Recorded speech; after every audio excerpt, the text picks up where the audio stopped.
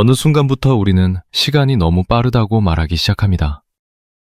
하루는 짧고 1년은 순식간에 지나갑니다. 문득 고개를 들면 인생이 생각보다 많이 흘러가 있습니다. 예전에는 하루가 길게 느껴졌는데 지금은 하루가 늘 모자랍니다. 아침에 눈을 뜨면 저녁이 되고 한 주가 지나가고 어느새 계절이 바뀝니다. 우리는 늘 열심히 살아왔습니다. 각자의 자리에서 맡은 일을 해냈고 책임을 외면하지도 않았습니다. 그런데도 마음 한구석에는 설명하기 어려운 허전함이 남아 있습니다. 왜 이렇게 인생이 빠르게 지나간 것처럼 느껴질까요? 창밖을 바라보다가 조용한 저녁에 혼자 앉아 있을 때 이런 생각이 듭니다. 아이들은 어느새 다 자랐고 몸은 예전 같지 않고 하루의 속도는 점점 빨라집니다. 그렇다고 이 시간이 헛되었다고 말할 수는 없습니다. 우리는 분명 최선을 다해 살아왔습니다. 다만 너무 바쁘게 지나오느라 돌아볼 여유가 없었을지도 모릅니다. 이 이야기는 지나간 삶을 후회하거나 흘러간 시간을 붙잡으려는 것이 아닙니다. 빠르게 지나간 삶 속에서 우리가 미처 바라보지 못했던 것들을 조용히 살펴보려 합니다. 오늘만큼은 서두르지 않아도 됩니다. 잠시 멈춰서 삶을 다른 각도에서 바라보는 시간이면 충분합니다. 지금부터 들려드릴 말은 오래전 세네카가 남긴 문장에서 시작됩니다. 그의 말은 지금을 살아가는 우리에게도 여전히 질문을 던집니다. 세네카는 시간에 대해 이렇게 말했습니다. 우리는 짧은 시간을 가진 것이 아니라 많은 시간을 낭비하는 것이다. 이 문장은 처음 들으면 마음이 불편할 수 있습니다. 지금까지의 삶을 부정하는 말처럼 들리기 때문입니다. 하지만 이 말은 게으르게 살았다는 비난이 아닙니다. 시간이 어떻게 흘러갔는지를 돌아보게 하는 문장입니다. 우리는 하루를 허투루 보내지 않았습니다. 아침부터 저녁까지 분주하게 하루를 채워왔습니다.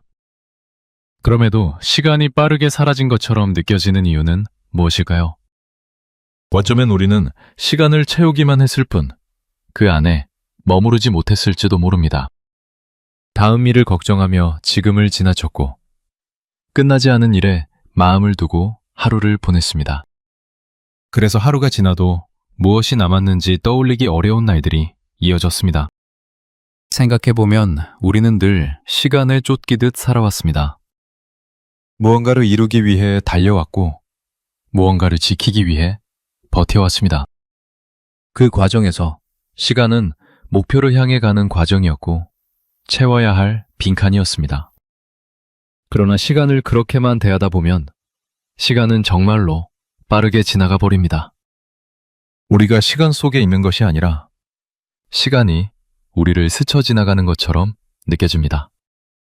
세네카가 말한 낭비란 어쩌면 이런 것일지도 모릅니다. 시간을 쓰면서도 정작 시간과 함께하지 못한 것 말입니다.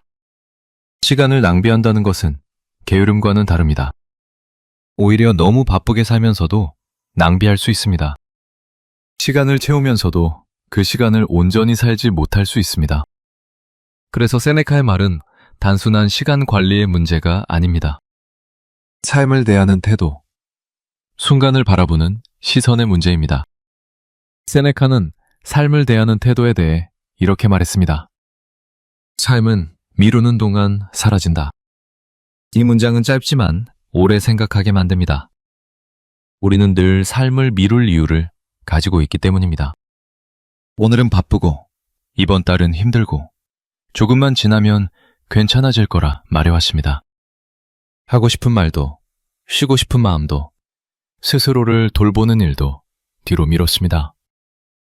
미뤄둔 시간들은 언젠가 돌아올 것처럼 느껴졌습니다. 하지만 돌아보면 그 시간들은 다시 돌아오지 않았습니다. 미루는 습관은 단순히 시간을 뒤로 돌리는 것이 아닙니다. 그것은 삶 자체를 유예하는 것입니다. 지금 이 순간을 살지 않고 언젠가 올 미래를 기다리는 것입니다. 그러나 그 미래가 오면 우리는 또다시 다음 미래를 기다립니다. 준비가 끝나면 살겠다고 생각하지만 준비는 늘 끝나지 않습니다. 조건이 갖춰지면 여유를 누리겠다고 말하지만 조건은 계속 바뀝니다. 그래서 삶은 늘 시작 직전에 머무르게 됩니다. 우리는 삶을 살고 있는 것이 아니라 삶을 준비하고 있을 뿐입니다. 그 사이에 하루가 가고 한 달이 가고 여러 해가 흘러갑니다. 미루는 것은 편안함을 주는 것처럼 보이지만 실은 우리를 더 불안하게 만듭니다.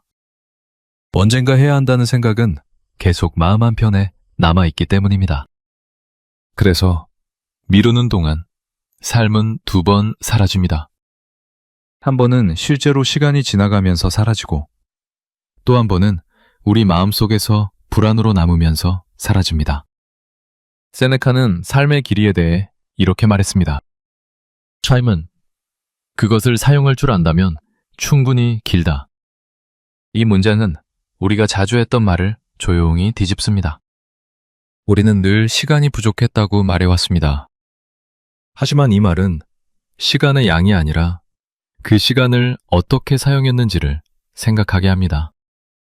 똑같은 하루를 살아도 어떤 사람은 그 하루를 길게 느끼고 어떤 사람은 짧게 느낍니다. 무엇이 이 차이를 만드는 걸까요? 그것은 시간을 대하는 태도의 차이입니다. 시간을 채우기만 하는 사람과 시간 속에 머무는 사람의 차이입니다. 앞만 보고 달리는 사람과 지금 이 순간을 느끼는 사람의 차이입니다.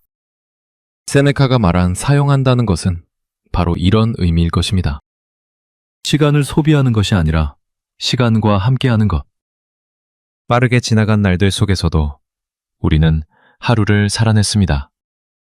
눈에 띄는 성과는 없었을지라도 하루를 이어온 날들이 있었습니다. 아무 일 없이 지나간 것처럼 느껴졌던 날도 있었습니다. 하지만 그런 날들은 삶에서 빠져나간 시간이 아닙니다. 그 하루에도 선택이 있었고, 참아낸 순간이 있었고, 지켜내려 애쓴 마음이 있었습니다. 우리는 큰 성과, 눈에 띄는 변화만을 의미 있다고 여겨왔습니다. 그래서 평범한 하루는 아무것도 아닌 시간처럼 느껴졌습니다. 하지만 삶은 그런 평범한 하루들로 이루어져 있습니다. 평범한 하루를 어떻게 대하느냐가 곧 삶을 어떻게 대하느냐와 같습니다. 세네카가 말한 사용할 줄 안다는 것은 어쩌면 이 평범함의 가치를 아는 것일지도 모릅니다.